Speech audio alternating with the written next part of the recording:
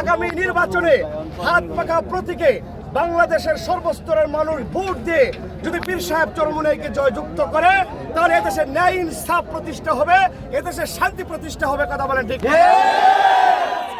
উদ্যান থেকে দেশের প্রত্যেকটি জনগণের প্রতি উদাত্ত আহ্বান, আসুন আমরা ঐক্যবদ্ধ হয়ে একটি ইনসাফ ভিত্তিক কল্যাণ রাষ্ট্র প্রতিষ্ঠা করার জন্য পেয়ার পদ্ধতি ভোটের মাধ্যমে পীর সাহেব চরমুনাই এবং ইসলামপন্থীদের জয়যুক্ত করে একটি কল্যাণ রাষ্ট্র প্রতিষ্ঠান করা, এটাই আজকের সমাবেশ থেকে আমাদের বার্তা। আমাদের স্বেচ্ছাসেবকের দায়িত্ব হাজার হাজার সংখ্যাটা আমি সঠিক বলতে পারছি না, তবে আজকে আমাদের আশ্বাস প্রায় 10 লক্ষ মানুষের গণজামাত সোহরাদ উদ্যানে আজকে হবে ইনশাআল্লাহ।